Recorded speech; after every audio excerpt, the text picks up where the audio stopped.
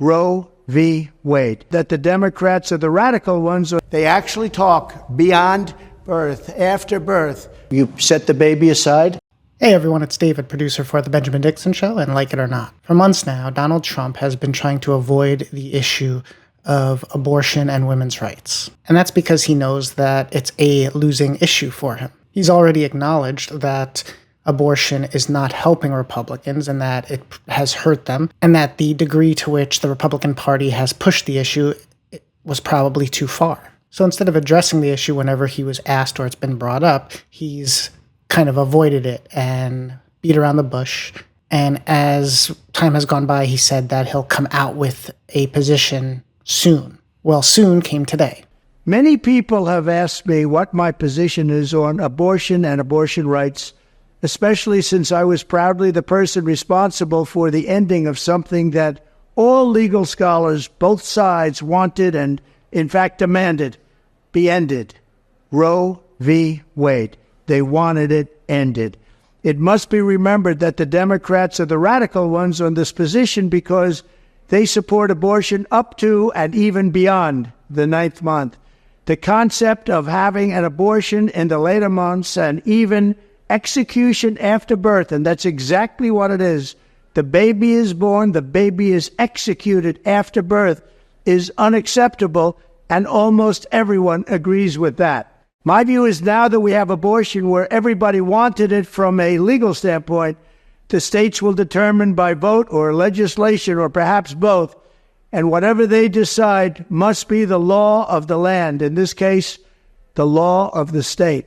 Now, if you're confused about why he would publicly come out with that position on the issue, knowing that it's a losing one, you're not alone. But that's not what this video is about. This video is specifically about this part. That the Democrats are the radical ones on this position because they support abortion up to and even beyond the 9th month. The concept of having an abortion in the later months and even execution after birth, and that's exactly what it is.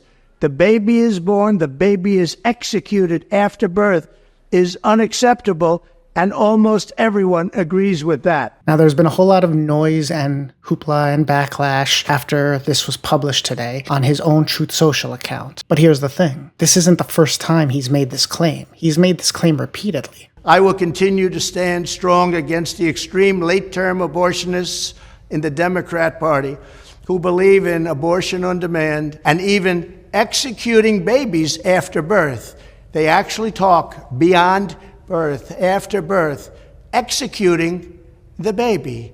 They're the radicals because they're willing to kill the baby even after birth. If you remember the former governor of Virginia where he said, you kill the baby after the 9th month or even after you set the baby aside and you have a conversation with the mother. And while this shouldn't need to be said, apparently it does. It's not true. Nowhere in the United States is it legal to electively kill a baby after birth. Even in pregnancies after 21 weeks, abortion is rare and generally not elective. It's done out of necessity. But let's focus on the claim that babies are being aborted after birth. Let's start with where the claim came from. Even after birth, if you remember the former governor of Virginia where he said, you kill the baby after the 9th month or even after you set the baby aside and you have a conversation with the mother. You'll find a whole lot of Republicans, especially Trump supporters, repeating the false claim. But then when they're asked for a source, most of the time, they can't point to anything. They just know they've heard it and they've bought into it without any critical thought. In the cases where they're able to provide a source,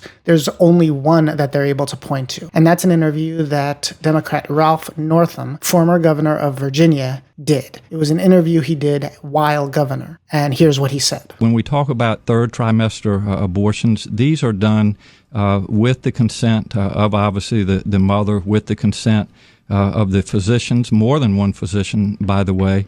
And it's done in cases where there may be severe deformities, there may be a fetus that's non-viable.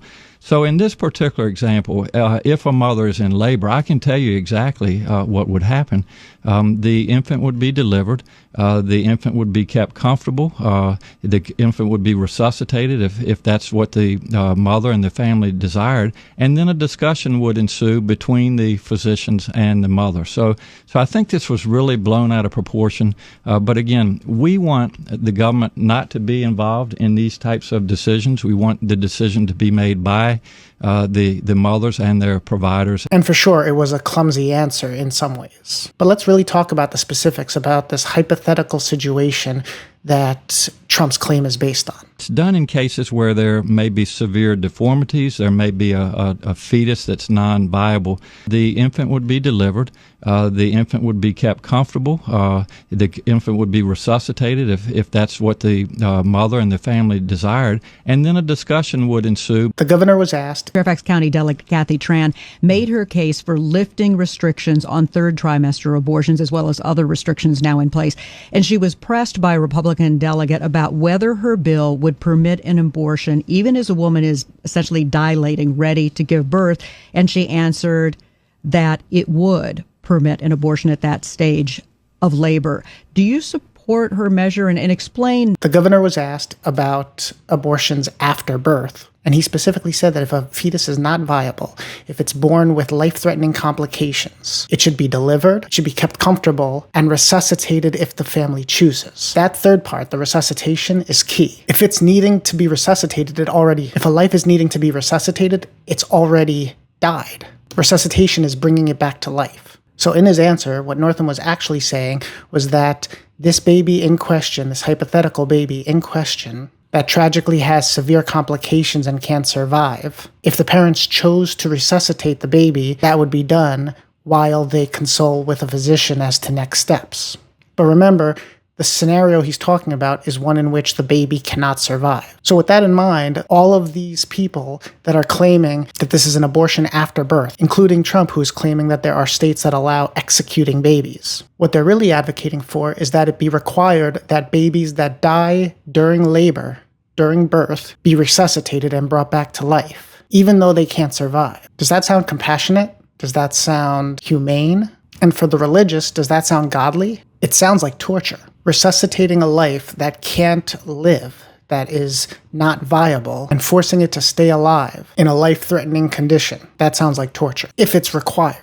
So that's where the claim that Trump continues to push came from. But here's the other part of it. They're claiming that this is abortion. There's no such thing as after-birth abortion. Literally, by definition, abortion is the deliberate termination of a human pregnancy, meaning it's done during pregnancy, while the child is still in the womb, not during labor, not during the birthing process. A more detailed definition is that abortion is the termination of a pregnancy by removal or expulsion of an embryo or fetus. An abortion that occurs without intervention is known as a miscarriage. It takes place during pregnancy. Now, in the scenario that Northam laid out, he was talking about a baby that couldn't survive. Not that was put to death, but that couldn't survive. But let's go with Trump's framing. In the circumstance that a life is ended to stop suffering and pain, it's euthanasia. Literally, euthanasia is the practice of intentionally ending life to eliminate pain and suffering. And it's generally illegal in the United States. There are just a handful of states and locales that actually allow it, including Oregon, Washington, D.C., Hawaii, Washington State, Maine, Colorado, New Jersey, California, and Vermont. So beyond Northam's answer, and then Trump trying to spin Northam's answer, where did this idea of abortion after birth come from? Well, first of all, it's not real.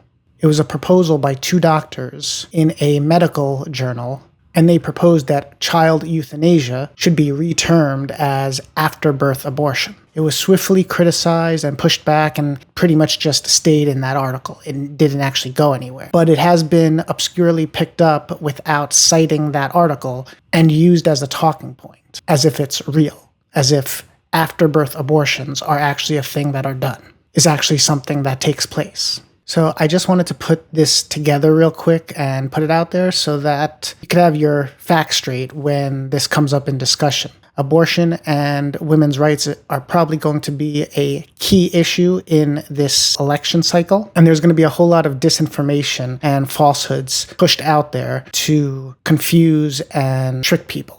Anyway, as always, let us know your thoughts. Go ahead and comment. Don't forget to like, share, and subscribe. Hit the notification bell, and as always, we'll be back with more.